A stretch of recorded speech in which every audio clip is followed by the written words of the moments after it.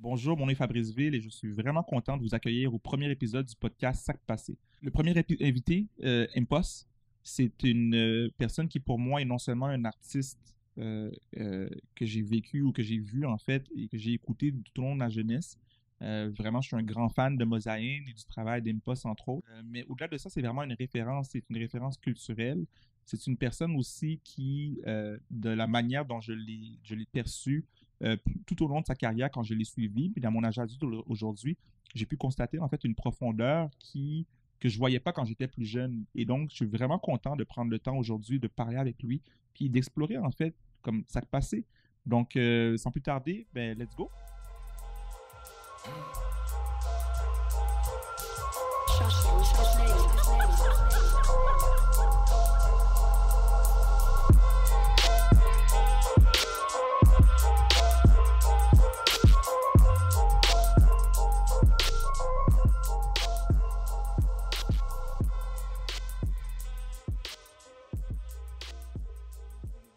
Dans les dernières semaines, ça fait pas si longtemps que j'y pense à l'idée de tenir un podcast pour parler de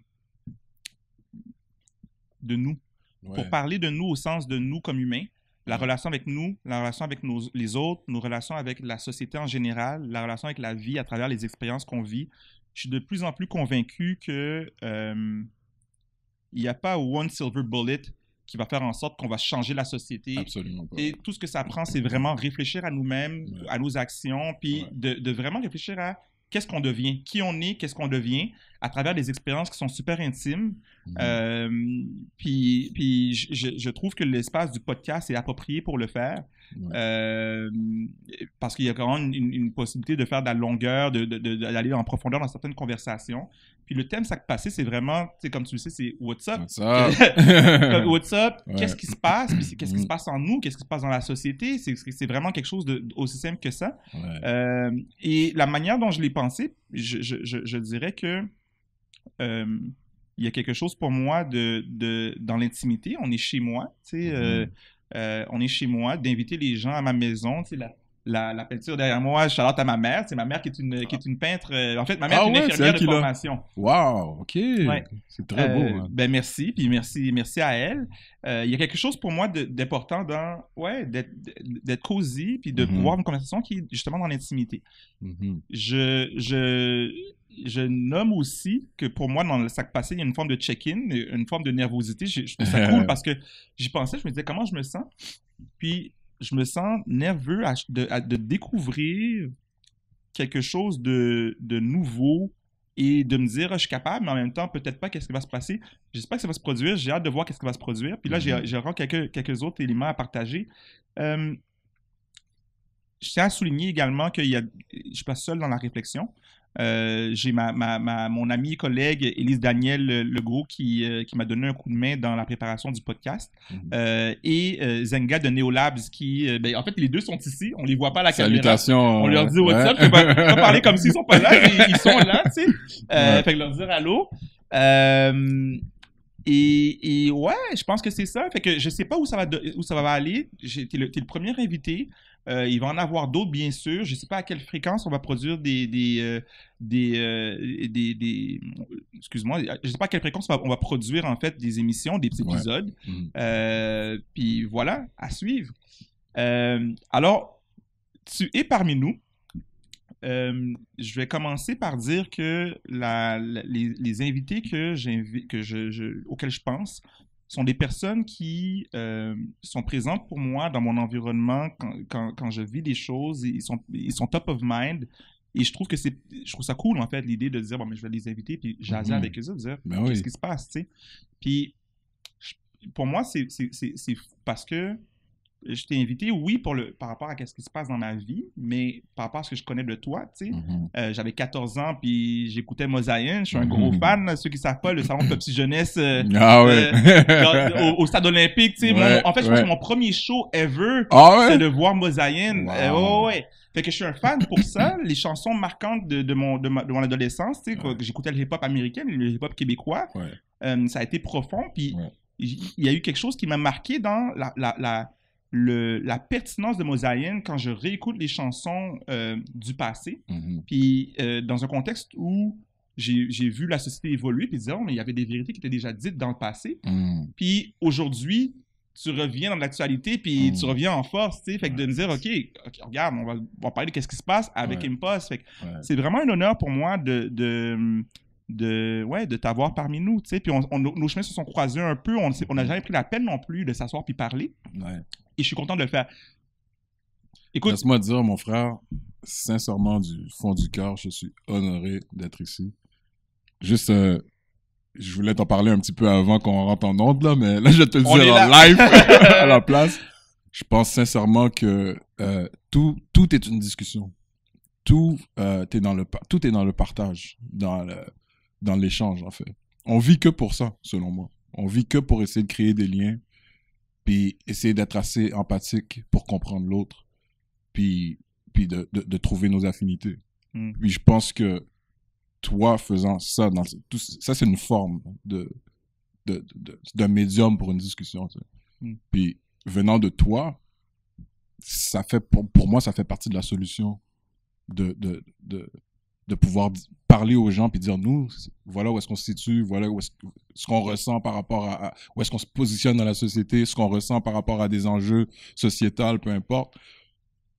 Venant de toi qui nous représente si bien, pas seulement la communauté, mais les citoyens québécois, les citoyens de ce monde, je pense que juste le fait que tu te lances là-dedans, c'est une solution en soi. Puis c'est un honneur extrême pour moi d'être ici puis de partir le bal avec toi, frérot. Merci beaucoup. Je suis content d'être ici. Merci. Puis un petit drôle, là, même juste pour ce moment-là, je suis comme... c'est nice. C'est ça, là, c'est merci beaucoup. Ben, sans plus tarder, ma première question, c'est... ça que passé? Ça que passé, non forme. non forme, non boulé. Ça va, mon frère? Ça va. On est en pleine... En plein confinement, en pleine COVID, on vit des situations précaires, des situations un peu étranges qu'on n'aurait jamais pu imaginer. Mais malgré tout, je pense que, je rentre direct dans le vif du sujet, là. Ouais. Je pense que la carapace qu'on s'est forgée en tant qu'individu ou en tant que société, elle est mise à l'épreuve, plus que jamais. Là.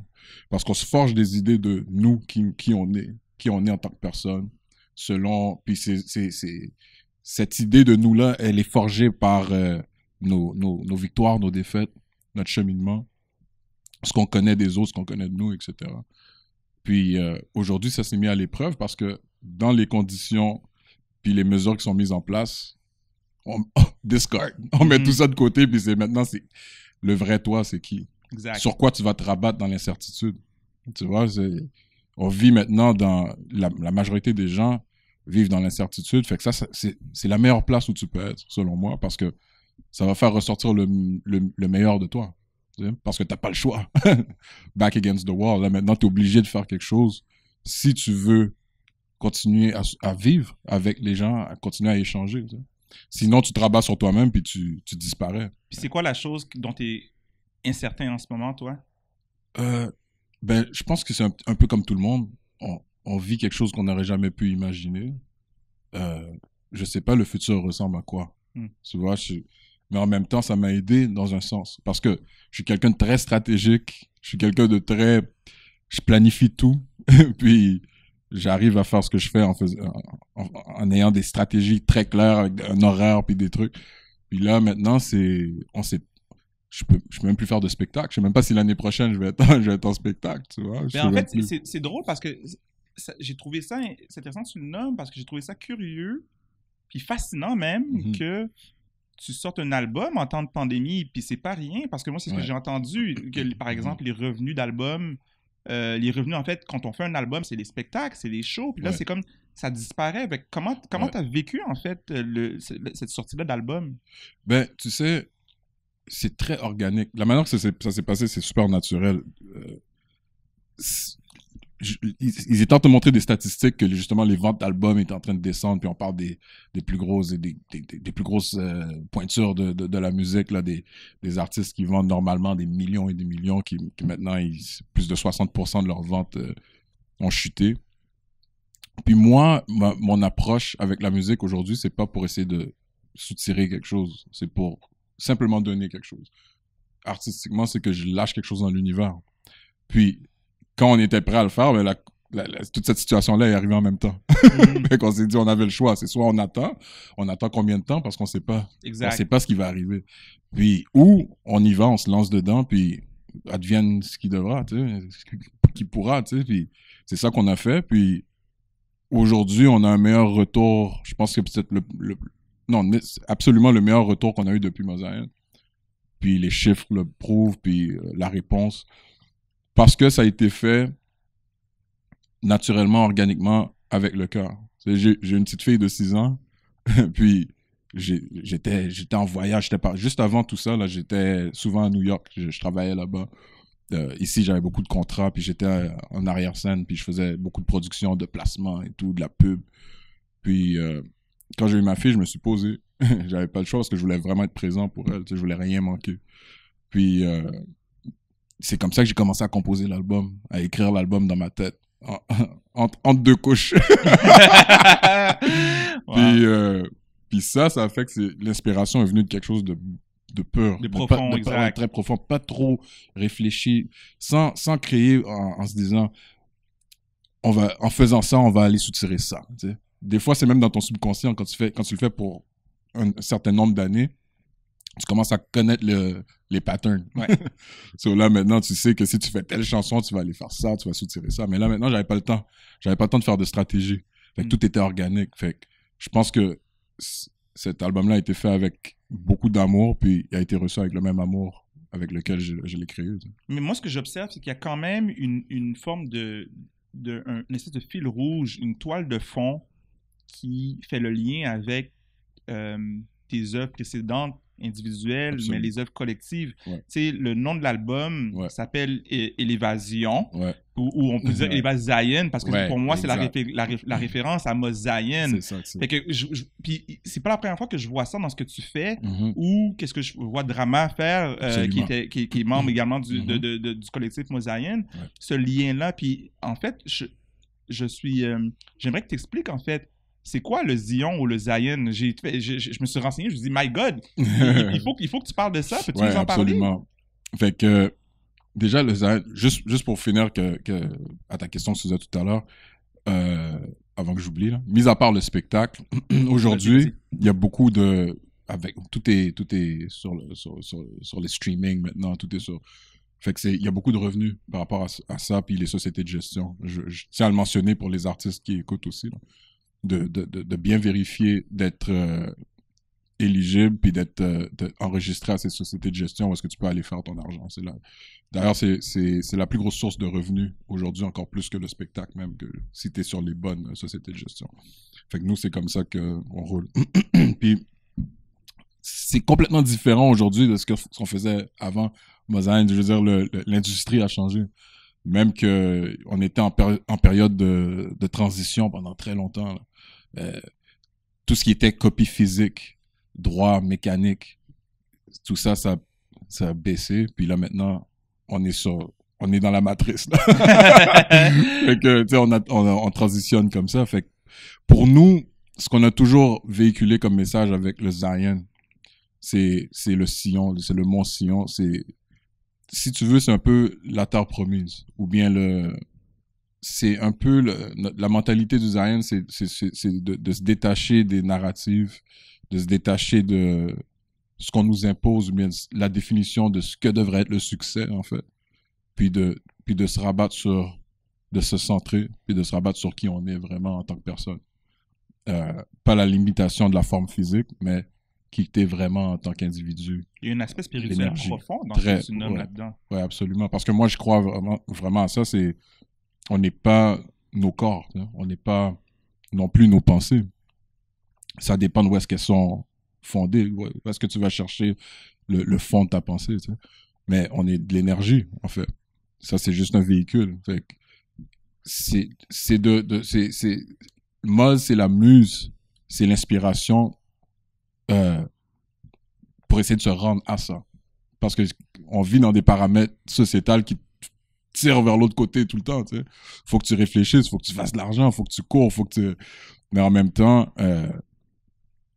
il faut pouvoir voir la balance des deux. Faut pas nier ou l'autre côté parce qu'on est dans l'engrenage capitaliste. Tu vois, faut comprendre la vérité. Il y a la réalité puis il y a la vérité. Il faut comprendre les deux. Puis c'est un peu la muse, c'est un peu l'inspiration de se rendre là. Puis le mont Sion, c'est de continuer à gravir jusqu'à ce que tu puisses te rendre à cet état-là. Puis donc, moi, mon cerveau, il va dans tellement de place. T'as la muse pour atteindre le mont. Puis là, tu reviens, toi, avec ton album qui est Élévasion. Mais c'est la même perspective. C'est comme on s'élève ensemble, individuellement, vers quelque chose sur quoi on aspire qui va au-delà d'une société capitaliste. Exactement. C'est exactement ça parce que tu vois, la forme peut changer. Les formes changent, mais le fond reste toujours le même. Dans lorsqu'on disait en 99 ou même avant, en 97 quand on a commencé, là, c'est ce qu'on dit encore aujourd'hui. C'est fou parce que quand j'entends ce que tu dis, j'entends, puis c'est moi qui interprète, mais j'entends que je réfléchissais récemment à la question de la réincarnation et comment finalement la réincarnation, ça se fait pas nécessairement avec l'idée qu'on en a. Comme tu meurs, tu vas dans un cercueil, tu reviens, mais tous les jours, on meurt et on revient. Yes. Puis moi, je le vois dans... En fait, je fais un lien. Puis, écoute, je suis curieux de t'entendre là-dessus. Puis j'étais curieux spécifiquement par rapport au fait qu'on le voit quand il y a des gens, on parle de drama tantôt, il y a Connaisseur Picasso qui revient avec son album. Yes. Toi, tu reviens avec ton album, puis c'est comme, OK, les gars, ils reviennent, puis il y en a d'autres artistes. Puis je le vois dans une forme de renaissance. C'est comme... Comment est-ce que tu vis ça, toi, cette renaissance-là, de revenir, pas dire que tu as disparu complètement de la scène, mais il y a quand même quelque chose qui revient. Je fais le lien avec la réincarnation, moi, fait que je suis curieux de t'entendre là-dessus. Ouais, c'est exactement ça. C'est dans la même chaîne d'idées de ce qu'on disait tout à l'heure. Pour moi, c'est que on est beaucoup plus grand encore que ce qu'on peut voir, ce qui est palpable. T'sais. On est beaucoup plus grand. On est infini, en fait. Mais tout ce qu'on a à faire ici, dans cet espace-temps-là, là, c'est de créer des liens. C'est de là le podcast que je trouve qui est incroyable. Tu sais. Puis pour moi, mon médium à moi, c'est la musique. Puis de pouvoir, d'être en arrière comme ça, pour moi, pendant plusieurs années, où est-ce que tu fais de l'argent, puis ça roule et tout, mais de pas être en lien avec les gens directement pour moi là. Je parle que pour moi parce que chaque personne a son calling, ce qu'ils doivent faire. Pour moi, c'est de pas servir mon médium à moi qui m'est venu naturellement. Fallait que je me retrouve. Puis de là, c'est comme de là vient la renaissance, comme tu dis. De là vient ce genre de réincarnation là parce que c'est d'être en vie à nouveau parce que t'es en lien avec les autres. T'es pas en arrière en train de servir ton portefeuille. Tu vois ce que je veux dire? C'est ça la décision aussi qu'on a pris de le sortir, l'album, parce que on s'est dit, on sait pas ce qui va arriver. On a été chanceux, là. Comme on n'a pas été freiné, puis que ça a roulé, puis que le portefeuille, ça va aussi. Tu vois? mais on s'est dit qu'il y a des bonnes chances que ça va rien faire pour nous financièrement. Puis quand on s'est lancé dedans, c'était justement parce qu'on a compris que c'est pas pour ça qu'on le fait. On le fait parce que on revient en vie, puis la vie, c'est d'être en échange avec les autres. Ouais, c'est comme ça me fait penser au concept d'offrande. Quand on offre quelque chose, on ne sait pas comment les gens vont l'apprécier. On fait certainement pas pour nous. En fait, il y a peut-être une satisfaction, mais c'est vraiment d'offrir, de dire I don't know what's gonna happen, mais j'offre. Puis la vie va me dire quelle réponse. C'est la meilleure approche selon moi. Parce que sinon, la pire chose que tu peux faire, c'est d'avoir des attentes.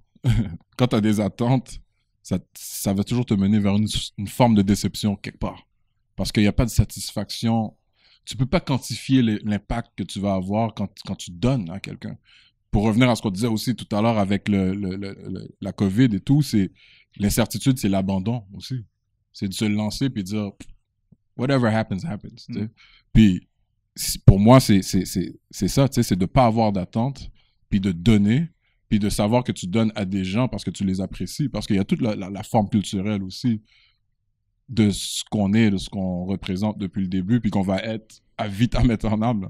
C'est parce que, à la base, Mazayan, nous, on fait pas du hip-hop, on est le hip-hop. C'est des enfants qui rêvent, qui viennent d'un quartier, qui sont pris un peu dans la ghettoisation, puis qui se disent, on doit exister.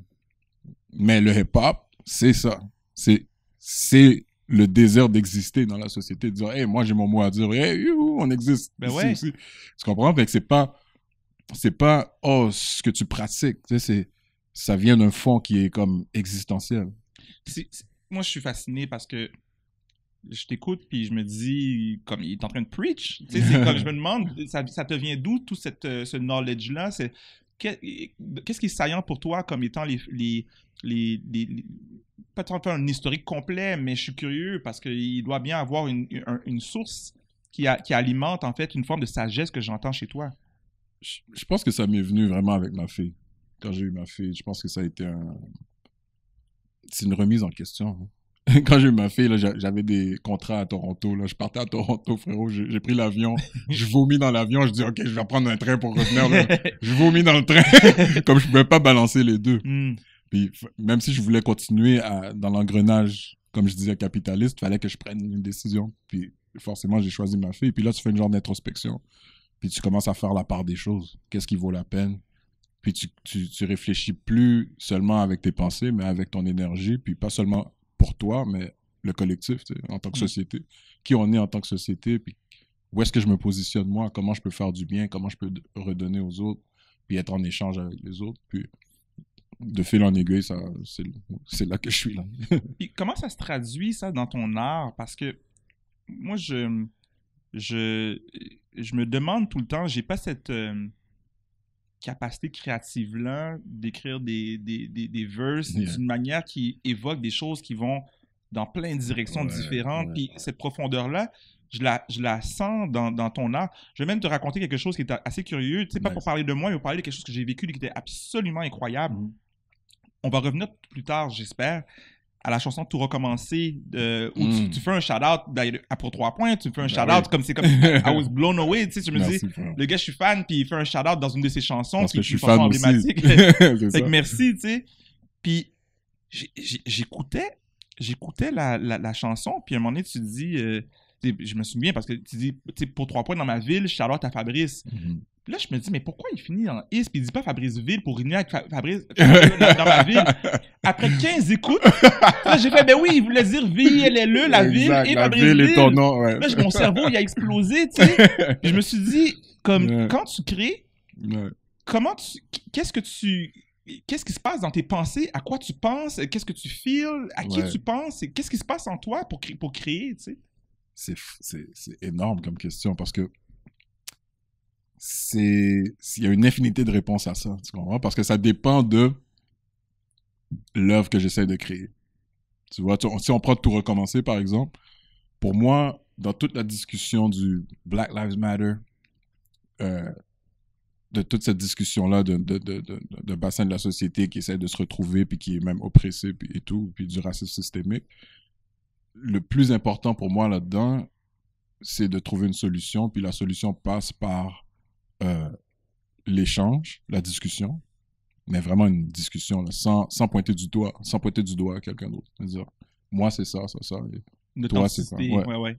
Puis aussi, surtout de l'héritage, parce qu'on est souvent dérobé de notre héritage, de ce qu'on représente, de ce qui est bien, de ce qu'on a, de notre contribution dans le monde culturellement, à tellement de niveaux, right? Puis ici, nous, c'est fort là, nos leaders, je les reconnais là. C'est pour ça que j'ai nommé, que je vous ai nommé. J'ai nommé toi, j'ai nommé Webster, Will. Pour moi, vous êtes des exemples à suivre pour les jeunes qui grandissent dans ces quartiers-là, dans les quartiers qui sont souvent plus démunis ou des arrondissements où est-ce que tu as une surpopulation de personnes racisées. Tout ça, c'est...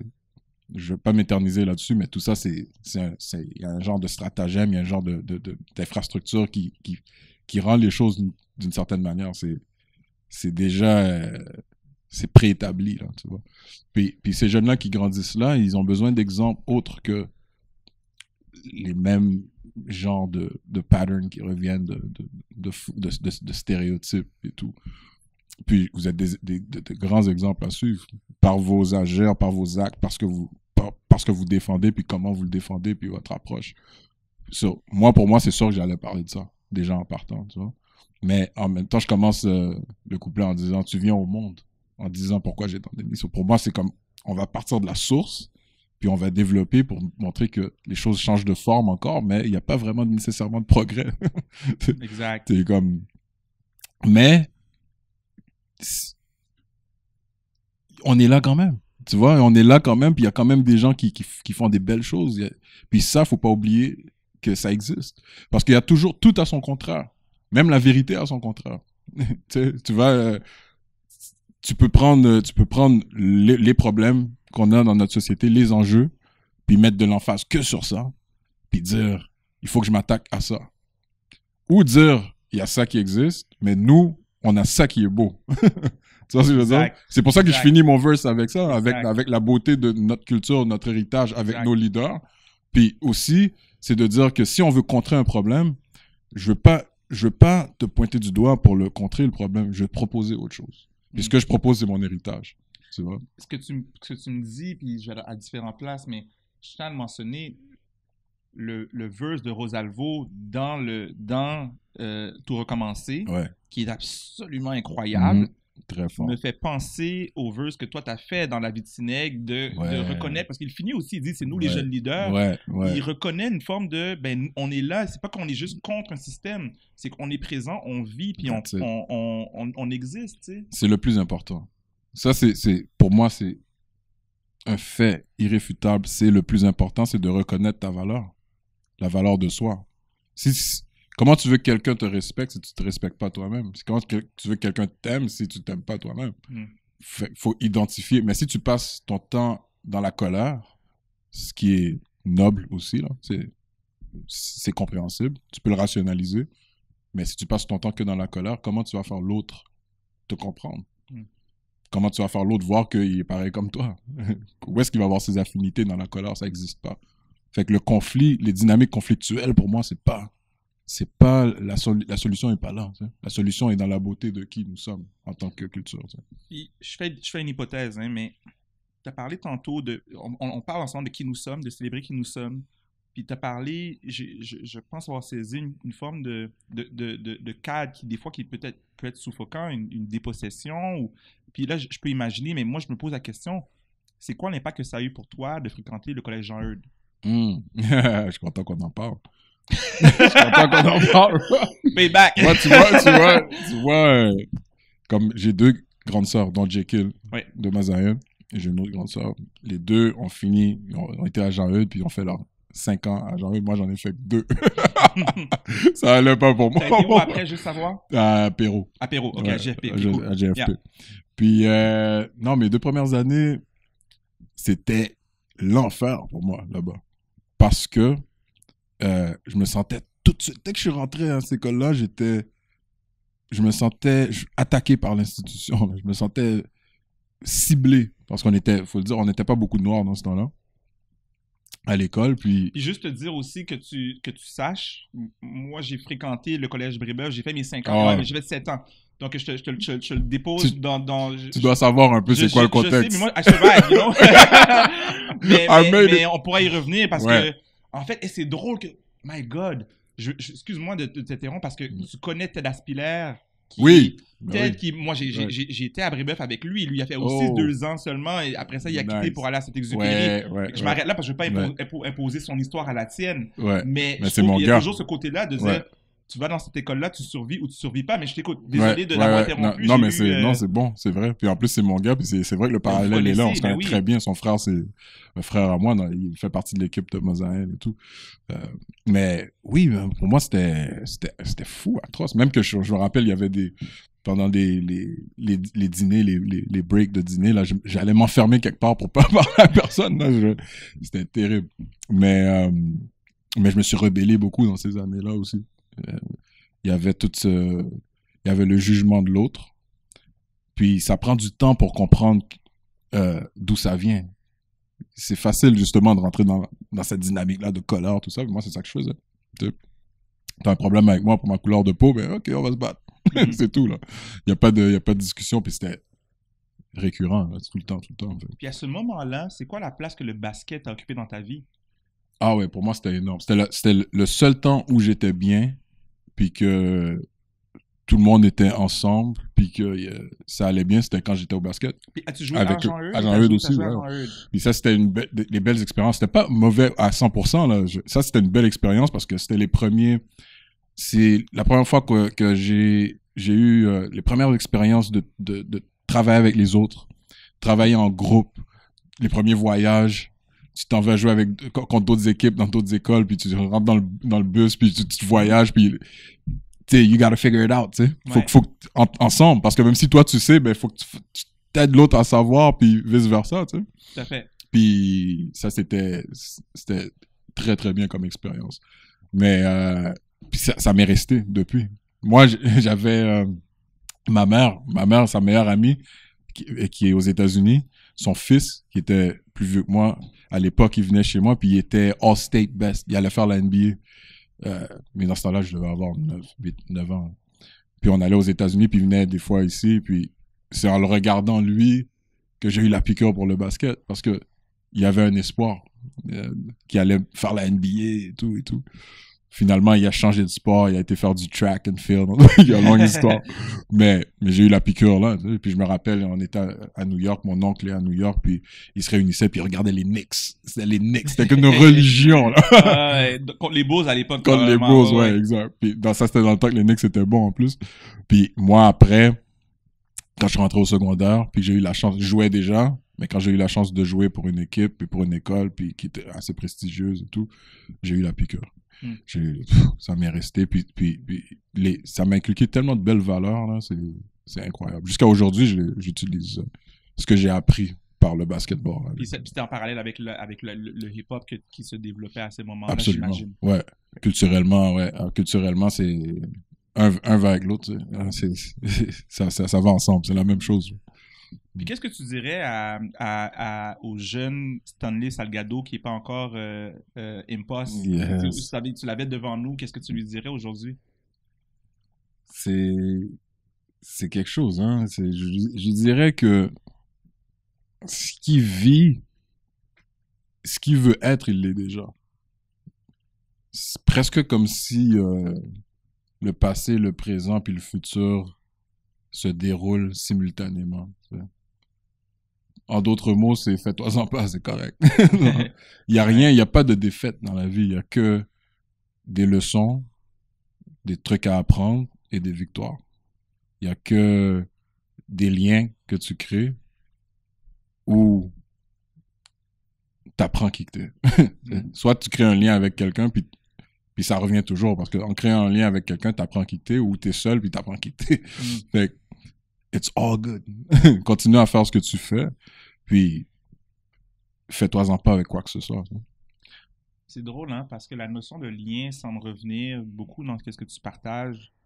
Puis, il y a quelque chose auquel j'ai réfléchi partant de la nouvelle qui a été dévoilée hier, Attitude Franco. Et puis, c'est curieux, hein, parce que je vais le donner, puis tu vas me dire si je me suis trompé, mais j'ai vu sur les réseaux sociaux hier que Attitude Franco a fait un palmarès des 50 chansons qui ont marqué le Québec entre 1960 et 2010. Puis, énorme. La Vitinègre est 23e, donc fait partie du top 50. Donc, énorme. vraiment, bravo. Merci, frère. Et, en fait, dans la question de la création de liens, il y a quelque chose qui m'apparaît fort. Puis même, je te dirais, en fait, pas même, moi, je te dirais incompréhensible, parce que la Vitinègre, dans mon interprétation, c'est une chanson qui est foncièrement afrocentriste, même encore pire. Elle est encore pire, en allant plus loin, elle est vraiment centrée sur la communauté haïtienne. Donc, dans une ère où plein de gens veulent contribuer et participer à la société, la chanson qui est dans le top 50, c'est une chanson qui parle aux Haïtiens. J'arrive pas à comprendre le lien. Je suis curieux de savoir comment tu réconcilies ça. Est-ce que j'ai mal interprété la chanson? J'entends les lyrics, je me dis, non. Il y a des lyrics qui sont en créole là-dedans. Je me dis, est-ce qu'ils ont compris? En fait, l'album s'appelle Ils n'ont pas compris aussi. Fait que, il faut que tu m'expliques comment tu reçois ça? Parce que, tu sais, c'est pas la compagnie créole, là, la Vitinègre. Donc, c'est quoi qui s'est produit, tu sais, dans ton interprétation? Ouais. Ça, c'est peut-être je dois dire, c'est notre plus grande fierté dans notre cheminement artistique, là, d'avoir pu créer cette œuvre-là puis d'avoir vu la réponse. Parce que ça, c'est énorme déjà, ce palmarès-là, parce que on est le seul groupe hip-hop à figurer dans cette liste-là. Une liste très importante. Les 50 dernières années, les 50 chansons les plus importantes des 50 dernières années au Québec. Culte. Fait que, dans la même chaîne d'idées de ce qu'on disait tout à l'heure, c'est cette chanson-là a été créée en conversation. Le fond de la chanson, c'est une conversation en disant, c'est comme si tu t'assois à table, tu vas dîner avec quelqu'un, puis tu dis, hey, ça va, moi c'est ça, d'où tu viens, ouais, qu'est-ce que tu as vécu, ouais, moi j'ai vécu ça, toi, c'est vraiment une conversation. So, quand on a fait cette chanson-là, déjà, nous, on n'avait aucune idée de ce qu'on fait, on était juste des jeunes, on faisait de la musique, on savait pas c'était quoi, on n'avait aucune attente. Mais, je me rappelle de l'esprit qu'on avait en faisant la chanson, de cette innocence-là, mais en même temps de cette revendication-là, en même temps, parce que tu retrouves les deux dans la chanson. Exactement. Ouais. Puis c'est là où ouais, je t'écoute. Ça, on revendique des trucs, mais en même temps, on le fait pas en disant « Fuck you, tu me dois ci! » C'est ça la réponse. On est juste en conversation, tu sais. Puis, de voir que les gens l'ont perçu exactement comme de la manière qu'on voulait la créer, avec l'approche qu'on a eue. Parce que des fois, tu te trompes, tu sais, des fois, tu essaies de faire quelque chose, mais l'art, c'est super subjectif. Là. Mais le fait que ça a été reçu comme ça, puis que les gens sont appropriés la chanson, puis on parle des gens de toutes les nationalités, de toutes les nations, puis ici au Québec, Québécois de souche, puis dans un temps où est-ce que référendaire, là, où est-ce qu'il y avait puis ici au Québec, on a encore on est en crise identitaire. Ça va toujours être comme ça parce que le Québec aussi, les Québécois aussi, de souche, ont leur histoire dont ils essayent de se défaire puis d'essayer de se définir aujourd'hui encore. Puis nous, on est arrivé en disant, ouais, mais nous, on fait partie du nous collectif. Puis ça, c'est la couleur qu'on amène à notre collectif, ensemble. Puis, by the way, ça t'appartient aussi. c'est pas, et ça m'est pas exclusif, tu comprends, comme ça t'appartient. Tu sais? Puis ils l'ont compris, tout le monde, les gens l'ont compris. Tu sais? Mais en fait, moi, c'est ça que, écoute, j'ai 1000 questions. Yeah, je vais essayer de focusser sur mon, parce que je peux les poser les 1000, mais c'est ce que j'essaie de réconcilier, puis peut-être que je sortirai aujourd'hui de la conversation, puis je l'aurais pas réconcilié dans ma compréhension. Mais l'album Mentalité Mouvement s'appelle il y a le sous-texte qu'ils n'ont pas compris. Puis t'as quand même des lyrics que quand tu les écoutes avec l'idée que c'est pas dans la colère et c'est pas non plus dans la haine. Mais on en avait par exemple sur l'album. Ben oui, il y en avait aussi. Ouais. Mais il y a une forme de revendication qui parle, par exemple, entre la communauté haïtienne, mais que j'interprète comme une forme d'exclusivité. Quand on dit ma fiche de travail, c'est comme ma fiche de caille, je vais chercher du travail et c'est le blanc qui dit que je veux son argent pour me trouver une maison. Mais ça, c'est le couplet. Mais dans le refrain, on dit la vie a pas facile, c'est pour ça nous rassembler. Tout le monde bounce au beat, mais dans la même chanson, on retrouve une vérité qui est une vérité très confrontante. Et je me demande, quand vous chantez la chanson, ou bien quand vous l'avez chantée, quand vous l'avez créée, cette contradiction-là, je ne sais pas si c'en est une contradiction, comment tu l'as reçue, tu sais? Mais, parce qu'en fait, c'est pas vraiment une contradiction, parce que c'est une réalité. Puis je pense pas que les gens qui font pas partie de ces enjeux-là essayent de nier cette réalité-là non plus. Tu vois ce que je veux dire? Ils sont comme, je comprends d'où tu viens. C'est comme si on s'assoit en table, puis comme maintenant, là, on a une discussion, puis je dis, ben moi, j'ai grandi comme ça, j'ai vécu ça. Voici ma douleur. Voici ma douleur. Ouais, c'est ça. Puis c'est pas en disant, qu'est-ce que tu m'as fait? Tu vois, c'est comme, ma réalité, c'est ça, tu sais, dans notre société. Puis c'est comme, ok, tu vis ça. Mais tu sais quoi? On se rassemble parce qu'on est d'accord du fait que cette situation-là fait pas de sens. C'est comme, il y a des trucs à changer.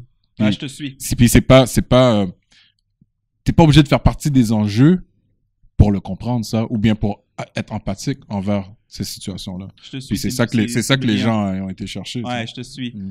Puis on a parlé tantôt de tout recommencer. Ouais. c'est quoi le lien que tu fais entre la Vitineg de 99 puis tout recommencer de 2020? C'est comment tu... Parce que j'entends ça, puis je fais, ben, il me semble avoir des liens, puis je peux t'entendre également. Ouais, mais déjà là, c'est un peu comme qu'est-ce que tu disais tout à l'heure avec tout recommencer, c'est de revenir, c'est la renaissance, c'est tout recommencer pour moi en faisant le parallèle à la Vitineg qui dit il faut se rassembler, mais tu sais quoi, c'est ça qui nous reste. Qu'est-ce qui reste de nous? C'est de se mettre ensemble. Tu sais. J'ai trouvé, on vit dans un monde de narratifs puis de symboles. J'ai trouvé ça humble, magnifique, magistral de voir l'unification qu'il y a eu par rapport au Black Lives Matter suite à l'assassinat de George Floyd. Puis après, ça suit. C'est parce que, encore, tu dois être inclusif même dans ta peine. Tu sais. Tu dois être dans le partage même dans ta peine. Puis je pense qu'aujourd'hui, tout recommencer, c'est de se redire qu'il faut être ensemble pour traverser certaines épreuves. Tu sais. Puis, moi, c'était la réponse quand j'ai dit, c'est pour ça nous rassembler dans le refrain. Ben oui. Je suis revenu avec ça parce que je me suis dit, si on recommence tout, ben, il faut qu'on recommence tout ensemble. On le fait en tant que collectif, en excluant personne de l'équation, tu sais. Puis, cette prise de position-là, puis cette défense de l'héritage, cette représentation-là de l'héritage, c'est exactement ce qu'on voulait faire avec la Vitineg. Puis, ce que j'aime de cette chanson-là encore, c'est on revendique, mais on le fait pas, on le fait dans le partage, on le fait dans la conversation encore. Puis ça me rappelle beaucoup la Vitineg dans ce sens-là. Tu sais. Ben, puis moi, c'est encore là, il y a quelque chose dans l'art qui me fascine. Parce que, encore une fois, c'est pas la première écoute que j'avais entendu le rappel de « c'est pour ça nous rassembler » dedans. C'est après une deuxième écoute, je dis « oh, il me semble que ça résonne ». Mais j'avais déjà dans mon énergie un feel de « on parle la même chose, on est là, on revendique, on crée des liens, on exprime une douleur, mais on se rassemble. » Puis je trouve ça, pas juste artistiquement, mais humainement précieux, cette forme de toile qui se crée dans une société avec des gens qui étaient dans d'autres générations, des gens qui sont dans la génération montante. En tout cas, merci pour ce cadeau auquel tu as participé. Merci, mon frère. C'est pour moi, quand on crée des œuvres comme ça, je me dis... Une des premières questions que je me suis posées quand j'ai commencé à faire de la musique, puis je te parle, j'étais très, très jeune, là. J'avais peut-être 10, 11 ans que j'ai commencé à écrire mes premiers textes de rap. Tu sais. Je me suis dit, à qui je m'adresse, puis qui je suis, qui suis-je. Puis cette décision-là, quand tu prends cette décision-là, puis tu as ta réponse, ben tu sais qu'est-ce que tu vas faire avec ton œuvre. Puis il n'y a pas de bonne ou mauvaise réponse, là. Puis juste que je sache, quand tu poses ces deux questions-là, est-ce que tu te les poses à chaque fois que tu crées ton œuvre ou tu t'es non, campé, c'était back campé, then, tu t'es campé dans quelque chose? Campé, ouais. Fait que c'est le qui suis, je suis curieux de savoir, le qui suis, c'est quoi moi, dans ce temps-là, après ça, je l'ai défini à travers le qui suis, j'ai pu le définir en grandissant en tant qu'individu, mais dans ce temps-là, ça reste la même fondation quand même, ça reste le même... je me suis dit, premièrement, je m'adresse pas seulement à mon coin de rue, à mon quadrilatère. T'étais dans Quartier Saint-Michel, toi? Quartier Saint-Michel. Je m'adresse pas seulement à ma communauté, je m'adresse à tout le monde. Ça, c'est une décision que j'ai prise dès le départ. Je me dis, je veux parler au monde. Tu sais, il y a des narratives qui disent, c'est quoi ton public cible? C'est la pire chose. c'est le plus gros mensonge, en fait, qu'il y a dans l'industrie du disque, parce que c'est comme, comment on va te formater pour pouvoir aller faire de l'argent? Mais à la base, quand tu as décidé de communiquer à travers une forme d'art, tu voulais juste communiquer. Puis c'est fou parce que quand tu dis c'est un mensonge dans l'industrie du disque, on pourrait dire c'est un mensonge probablement point.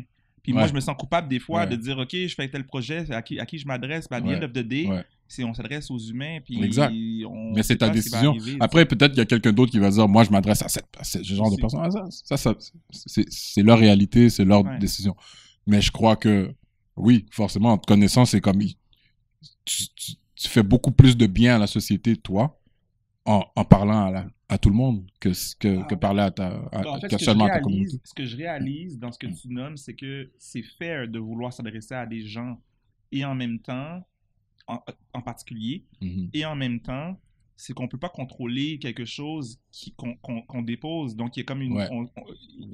c'est de reconnaître que on ne sait pas quand on dépose quelque chose qui va l'entendre, puis n'importe qui peut le recevoir. En tout cas, moi, c'est ce que j'interprète, entre autres. On peut le faire consciemment ou inconsciemment, ce choix-là. C'est vrai. Mais l'autre partie de l'équation, c'est le qui suis-je, c'est que tu vas toujours... Il y a deux volets à ça.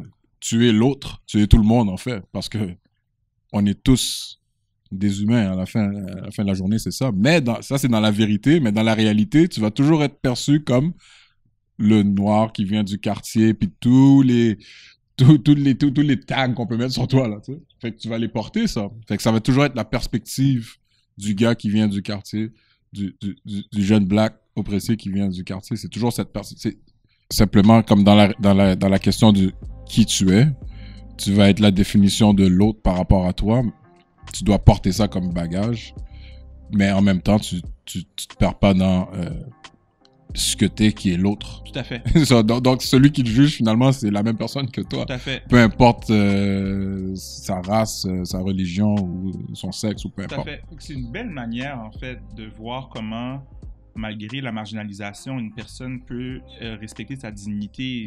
Je trouve, dans ce que j'entends, c'est dire, personne t'enlève qui t'es. Exact. Puis oui, tu vas être quelque chose dans le regard de l'autre, mais personne t'enlève qui t'es. Ça reste tout le temps. Exact. Ça, c'est la réponse. Puis moi, j'ai toujours marché avec fierté parce que ma culture hip-hop, de la rue, etc., je la porte fièrement. Parce que je sais ce que ça engendre comme regard, comme jugement. Fait que si un policier m'arrête, puis on a une discussion, il va dire tout le temps, puis je l'ai toujours fait. Depuis le début, il va dire oh, peut-être que je vais penser différemment la prochaine fois que je vais interrompre quelqu'un qui lui ressemble. La prochaine fois, je vais intercepter quelqu'un qui lui ressemble. Quand je changeais de quartier, puis j'allais dans des quartiers, puis je rentre, puis je prends un appartement dans le temps, là, puis que les gens me regardent, disent bon, on va avoir des problèmes. Et après un certain nombre de temps, c'est comme je rentre dans le quartier, puis waouh, c'est que c'est un concert. C'est ça comme Michael Jackson. Parce que les gens, tu viens briser. Ouais, c'est parce que tu viens briser le jugement, tu viens briser les préjugés, tu sais, les stéréotypes. Moi, c'est la première fois depuis, ça fait moins de 10 jours là, que j'ai des cheveux comme ça. J'avais jamais eu ça. Yeah. Moi, j'ai toujours eu les cheveux coupés ou bon, afro, j'ai laissé pousser. Ouais. Mais je l'ai réalisé. Je voulais le faire pour m'accorder la liberté de le faire. Ouais. Puis j'ai vu la réaction que ça fait dans ma famille, tu sais. Parce qu'il n'y a pas eu que de l'approbation. Il y a eu le classique du préjugé qu'on peut avoir dans la société par moment par rapport aux dreads, les tresses, les twists. Puis je me suis rendu compte que je me suis dit, ben non, c'est un statement finalement. Je vais le garder parce que de changer le message que ça peut donner. Donc d'obliger les gens à dire, OK, ben il n'est pas un gangster. Puis sans beaucoup plus. Exact. Puis sans de stigmatiser personne, mais que de forcer les gens de dire, on regarde de l'autre. Ouais. Comment je concilie tout ça, tu sais? Ça, c'est factuel. Parce que même si toi, tu sais que c'est pas qu'il faut pas généraliser ou catégoriser les gens selon leur apparence, etc. Il y a beaucoup de gens qui le font. Puis il y a des gens qui sont les corps policiers, je pense que ça fait partie des plus gros problèmes qu'il y a dans la dynamique entre nos communautés et les corps policiers. C'est le jugement selon l'apparence qui va au-delà de la couleur de peau, c'est culturel. Fait que là, maintenant, quand ils t'entendent parler, puis que t'as les cheveux comme ça, la prochaine fois qu'ils vont voir un kid dans un quartier Montréal-Nord, Saint-Michel, Rivière, P9, Saint-Léonard, ainsi de suite, il va peut-être penser 2 fois avant de porter un jugement. Puis de cette manière-là, par ta présence même, tu vas servir l'avancement par rapport à ça. C'est énorme. En entendant ça, puis je l'avais en réflexion, mais je me dis que c'est particulièrement important de t'entendre. Dans le clip Lounge With Us, il y a Justin Scott Saint-Aubin. Ouais. Et je me demande si tu peux nous parler de lui. Je connais pas tant, bro. Toi, donne-moi son... OK. Parce que j'avais présumé que c'est parce que j'ai vu... Ouais. Ouais, en fait, t'allais dire sur moi. Tout récemment, parce qu'il y avait Post qui était dans le clip. En fait, je vais y aller. Ouais, vas-y. Ouais, je vais y aller. Ben, t'as Chachou.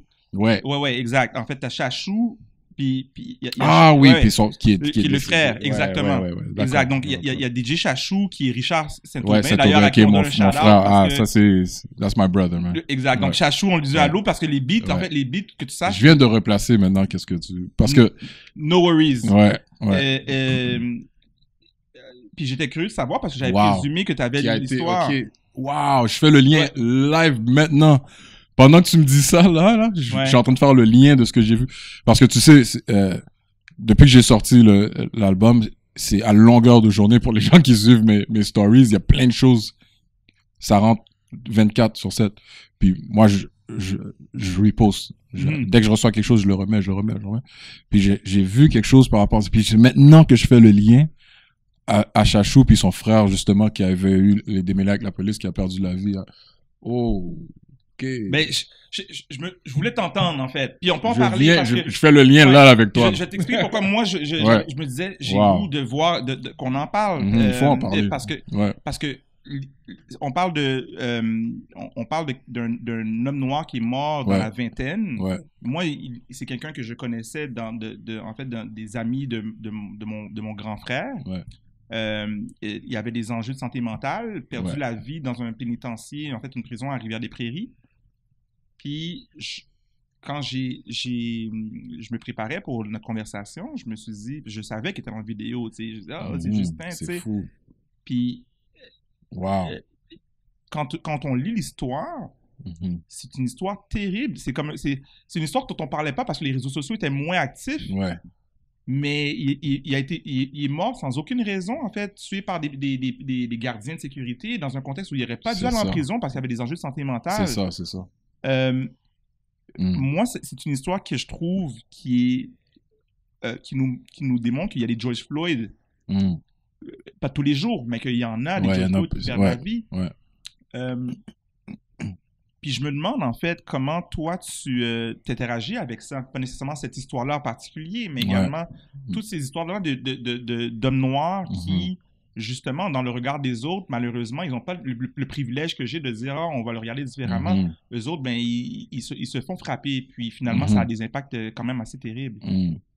Mais c'est incroyable parce que pendant qu'on se parle, je viens juste de faire le lien puis de comprendre exactement. Puis Chachou, c'est mon gars, tu sais. Puis je connais bien cette histoire-là, qu'est-ce qui est arrivé avec son frère et tout. Puis c'est maintenant que je fais le lien avec... Mais tu sais, bro, moi... toute cette dynamique-là qu'il y a avec, entre nous puis la police, je vais jamais répondre à ça par la généralisation. Moi, le problème... Le plus gros problème là-dedans, c'est que j'aimerais entendre plus de policiers prendre position quand il y a des bavures policières, quand il y a des gaffes, quand il y a des assassinats, quand il y a des... Puis c'est ça le vrai problème. Moi, déjà, à la base, je pense, c'est que ces situations-là sont récurrentes. Si tu regardes... la ségrégation en 1960, puis les révoltes, puis les manifestations. Tu peux vraiment faire un copier-coller, là, puis voir qu'on est dans la même situation aujourd'hui. Comme du copier-coller. Puis il n'y a pas d'avancement parce que les gens qui sont en position pour servir et protéger servent une infrastructure. Puis ils sont tellement pris dans cet engrenage-là, souvent, qu'ils oublient l'humain, tu sais. Ils oublient leur côté humain par rapport aux services qu'ils doivent nous offrir, nous, en tant que citoyens, parce qu'on paye pour ça, tu sais. Puis, suite à cette situation-là, puis suite à cette situation récurrente-là qui arrive tout le temps, ici aussi, faut pas oublier, souvent les gens pensent que la ghettoisation, puis tous les méfaits de la ghettoisation, c'est un fléau américain ou un des États-Unis. Non, ça existe ici. Puis cette dynamique-là, il y a des gens qui sont tannés de vivre dans certains quartiers. Puis c'est ça, là, c'est tanné de vivre à cause de la pression qu'ils vivent. J'étais là, je sais. Hey, comment ça va aujourd'hui? Ils t'appellent par ton nom, puis ça finit plus, là. Tu sens que t'es piqué dès que tu sors de chez toi. Et je l'ai vu, je l'ai vécu. Puis quand ça déborde, puis puis que des gens perdent leur vie, puis que tout le monde se tait, elle est là la problématique. Parce que quand les gens généralisent, ils généralisent par rapport à ça.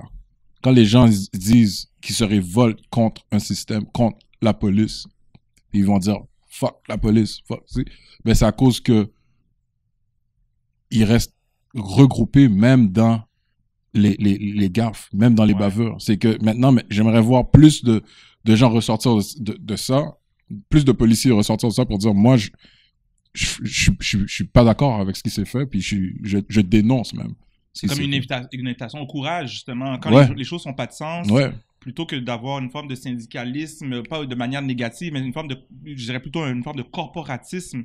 Exact. On se protège de manière uniforme. Exact. C'est de se dire, bon, mais au moins qu'il y ait une prise de parole qui est sensible, la problématique qui a du sens et qui est cohérente, en Absolument. Parce qu'après ça, souvent, on se renvoie la balle. Ils vont dire, mais vous le faites pas. Quand il y a quelque chose se passe dans les quartiers, puis tout le monde se tait, puis... Ouais, mais il n'y a pas de citoyens qui nous payent pour faire ça. C'est pas notre... Si c'était mon travail, tu comprends, je l'aurais fait avec dignité. Mais les citoyens ne payent pas pour mon opinion ou bien pour que j'aille dénoncer quoi que ce soit. Si je le fais, c'est par mon propre gré. Fait que toi, vu qu'on te paye pour servir, protéger et garder la loi, c'est ton devoir. Tout à fait. C'est ton mandat de dénoncer quand tes collègues vont tuer, vont faire des assassinats, vont opprimer.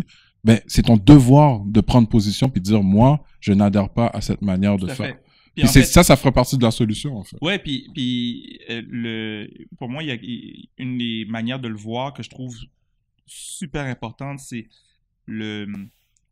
l'équilibre entre les pouvoirs et les responsabilités. Les plus grandes responsabilités viennent avec ceux qui ont le plus de pouvoir. Tu sais, c'est pas juste le nom de Spider-Man qui a dit ça. It's true. C'est de se dire, ben finalement, il y a quelque chose dans la police a un pouvoir énorme sur les citoyens. Donc, c'est normal qu'elle prenne la responsabilité de stand-up quand il y a des bavures ou des problèmes. Exact. Ce qui appartient pas aux citoyens au quotidien. De dire, c'est notre rôle à nous, en fait. C'est ça, parler. exact. Dès que quelqu'un fait quelque chose dans la rue qui n'a pas rapport, on est citoyen puis on vit nos vies.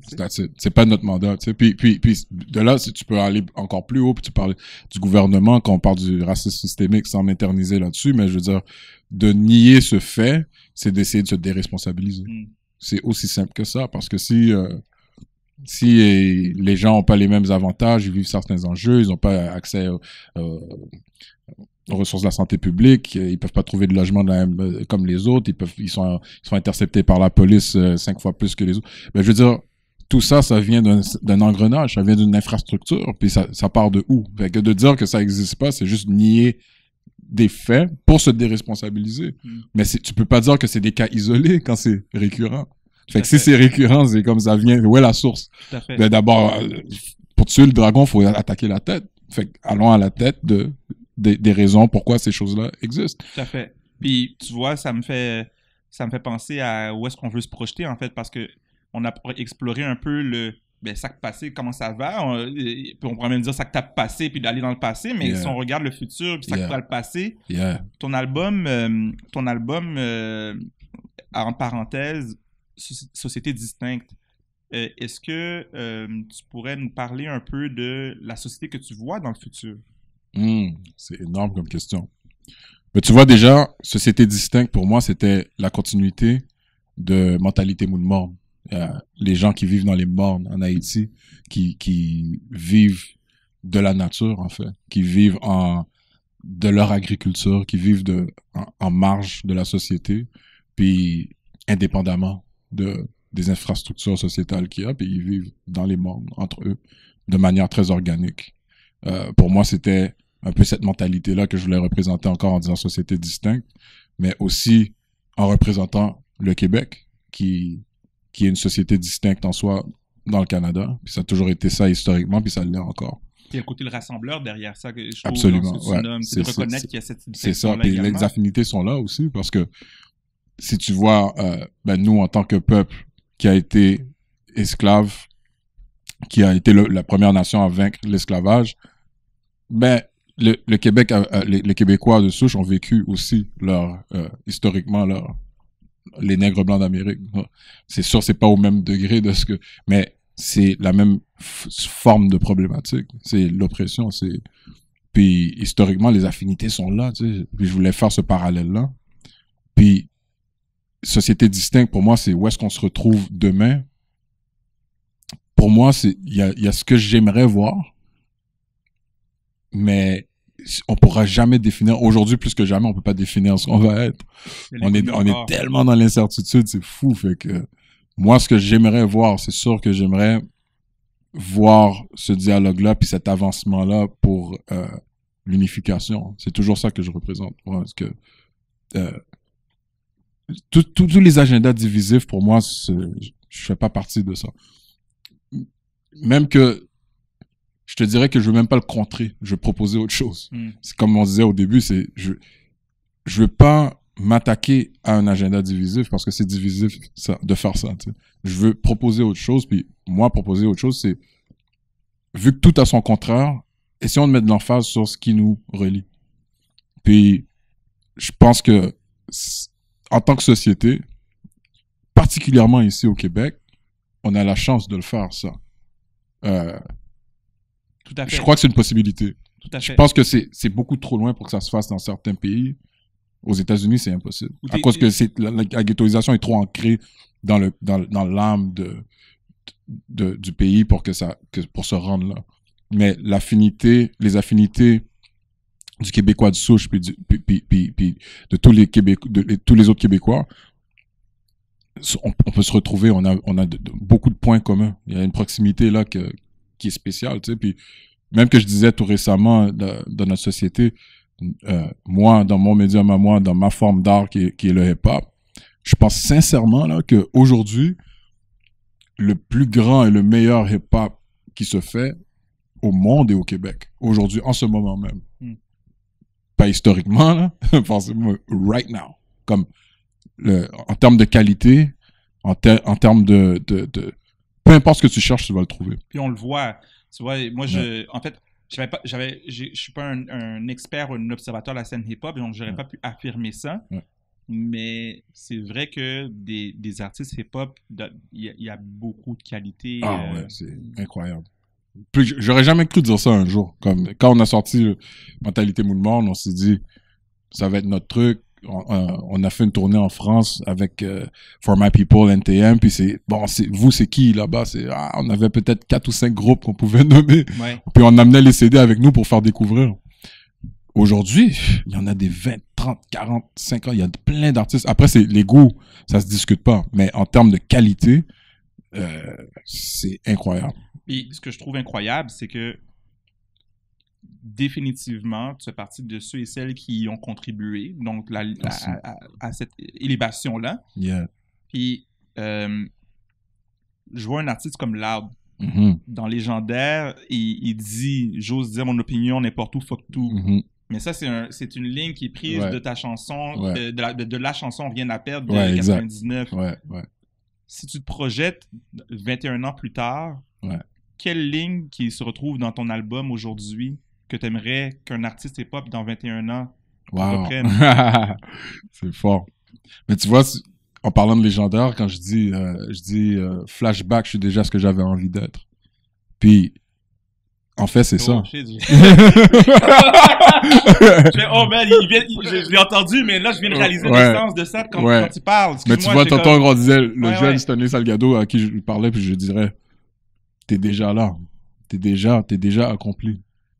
T'as juste à marcher. Puis je suis là ce que j'avais envie d'être. Puis ça, je vais pouvoir le répéter dans 21 ans, je vais pouvoir le répéter dans peu importe, jusqu'au jour où je vais plus être ici. T'sais.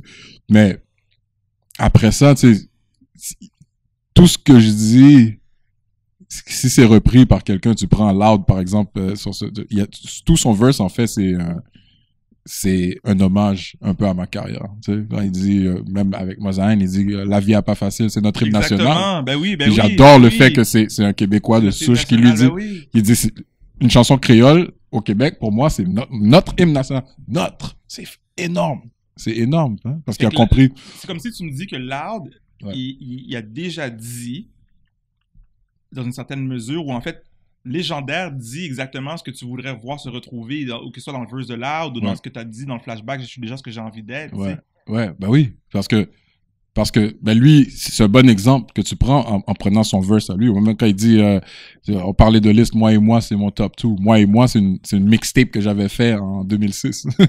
Fait qu'il a pris plusieurs aspects de ma carrière, puis il les a rentrés dans son verse.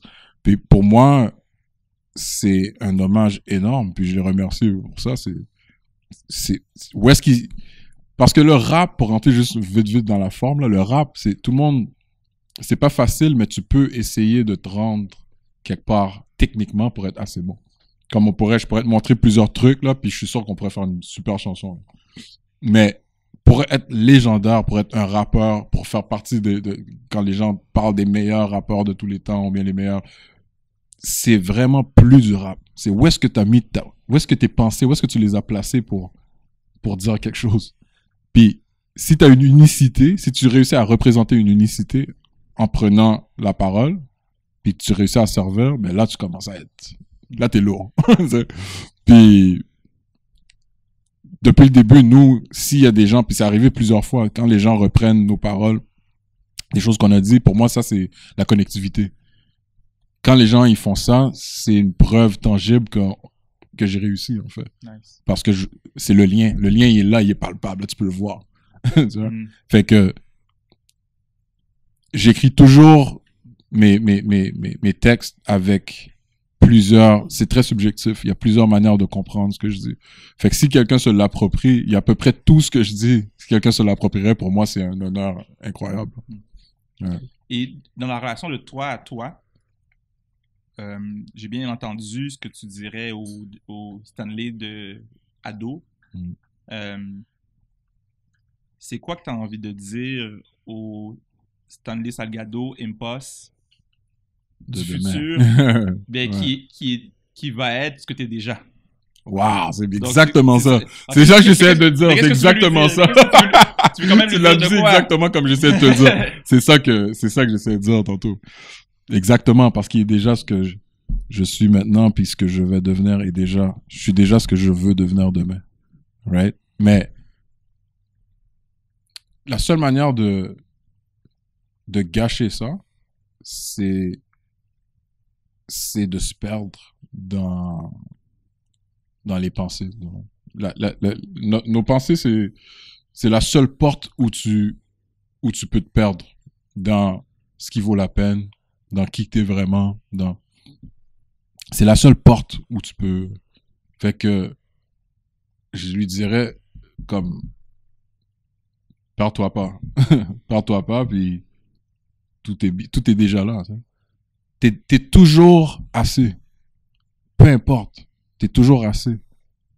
Moi, j'ai été chanceux dans mon cheminement de vie de voyager très tôt, de rencontrer plein de monde. Puis ça m'a ouvert sur le monde. Puis ça, c'était ce que j'ai manifesté en prenant la décision de parler, de m'adresser à tout le monde quand j'avais 9-10 ans, quand j'étais un enfant. Puis, je peux m'asseoir puis parler avec un député, comme je peux m'asseoir puis parler avec un chef de gang de rue. Tu comprends ce que je veux dire? Puis ça a toujours été une force pour moi, puis ça a toujours été une de mes plus grandes fiertés. Puis, en faisant ça, en étant ouvert comme ça m'a défini, puis ça m'a ouvert sur le monde. Puis ça c'est quelque chose que je veux préserver. Puis la seule manière de perdre, c'est qui je suis. Mais la seule manière de perdre ça serait de dire, il y a ça qui fonctionne tellement bien pour moi, ben, je vais rester là. Une distraction. Ouais, une distraction. Puis dire, je vais m'éloigner de qui je suis, mais je vais mettre de l'emphase seulement sur ça. Comme si tu regardes sur mon album, j'ai 20 chansons. Puis, il y a des gens qui se disent, mais pourquoi tu fais 20 chansons? C'est plus ça le format aujourd'hui. Tu fais des chansons de 3 minutes, puis tu fais 5 chansons, puis t'es correct. Mais je dis, non, c'est pas... Moi, je suis pas dans la narrative. Je veux être le plus représentatif de la totalité de qui je suis. Puis, si je disparais pendant presque 10 ans, ben, en même temps, je veux offrir aux gens le plus possible. Tu sais. Même si c'est pas dans les formes qui fonctionnent aujourd'hui financièrement et tout, puis ça a fonctionné quand même, on l'a imposé. On a fait un format que normalement, c'est un faux pas, là. Faut pas que t'ailles là. Ouais. Donne-moi pas plus que 12. Préférablement 5. Puis laisse pas ça dépasser, chaque chanson 3 minutes max. Moi, j'ai des chansons 7 minutes. C'est mon âge. C'est ça, comme je fais, bro. Puis ça a été reçu au même titre que les plus grands artistes qui font de la musique populaire dans le format qui est proposé pour que ça fonctionne. On a comme brisé le pattern avec ça parce que ça vient d'une vraie place. Hein. Puis ça, c'est l'épreuve tangible que dans ce temps-là, pour moi, qui disait, OK, je suis sur mon X, je suis moi. Il faut pas que je perde ça. Il faut que je puisse préserver ça. Parce qu'après ça serait facile de se perdre pour dire, ouais, mais tel truc a plus marché, je vais faire que ça maintenant. Non, c'est pas moi, tu sais. Je suis plus élaboré, plus détaillé en tant qu'individu. On a commencé avec Sac Passé comme question. Je crois vraiment au moment présent. Donc, je conclus comme question aussi en me posant la question en ce moment, en me disant que c'est probablement pas la même réponse. Sac Passé. Sac Passé, je suis, comme tu dis, dans le moment, je suis vraiment, vraiment, vraiment heureux d'être là. Un des trucs les plus importants selon moi dans la vie, c'est, comme tu l'as dit, c'est d'être dans le moment. Tout ce qu'on a, c'est le moment. Sac Passé, c'est qu'on n'a pas, hier c'est fait, demain on le connaît pas encore, même si qui se passe simultanément, on sait pas c'est quoi encore, mais le moment on l'a. Fait que je suis Sac Passé m'a boulé parce que je suis vraiment heureux d'être ici, de pouvoir échanger avec toi. Puis je sais que j'espère que ça va inspirer des gens qui nous suivent. Ben, je le souhaite également. Je tiens à te dire merci pour ton engagement dans cette conversation-là. Pour moi, c'est un beau moment que je vis en ce moment. Moi aussi. On n'a pas fait une référence explicite à l'album Mosaïque, Mortalité, Moon Mort. En fait, on en a parlé, mais l'album est physiquement présent. Je l'ai acheté à l'occasion de la célébration du 20e anniversaire de l'album. Je l'ai fait encadrer. Ça va se retrouver quelque part sur un mur. Puis pour moi, c'est emblématique, en fait, de l'héritage que tu laisses, la contribution que tu fais, qui est très claire à travers ce que tu expliques, mais l'art que tu offres, et pas juste toi, parce que si on donne un album, on parle de Drama, on parle de Jekyll, on parle de toutes les personnes qui ont contribué également à l'album, qui font partie de l'équipe puis du collectif. Puis moi, ce que je me suis dit pour l'amour que tu offres à la société, puis l'amour que tu voues aussi à Pour 3 Points, qui est l'organisation que j'ai fondée, ça me semblait nécessaire, en fait, de t'offrir ceci. Donc, merci, je te laisse l'ouvrir puis te dire je peux l'ouvrir, je peux l'ouvrir. Donc, tu auras aussi ta manifestation intangible Wow, merci, c'est très apprécié, ça. Fait que voilà. Donc, c'est un merci qui est offert physiquement et c'est un merci que je te dis verbalement également. Mais ça, c'est très emblématique, puis c'est ce que ça représente. Non seulement encore, comme on disait tantôt, sur ce que tu as pu mettre sur pied avec ton équipe, mais l'emblème de ce que ça représente, parce c'est énorme, ça compte pour beaucoup dans notre société aujourd'hui, tu sais, le symbole de ce que c'est énorme. Je vais le porter avec fierté, mon frère. Merci beaucoup, beaucoup. Merci à toi. Merci, mon frère. Cool. Yes. Ooh, it's a wrap. Yes. Yeah, c'est nice, bro. Oh. Gros temps! Nice, oh oui! Gros temps, my God! Thanks, bro. Ça, c'est... Wow! Je pense que j'en ai cadré. C'est vraiment... Une belle première, man. Oh ouais!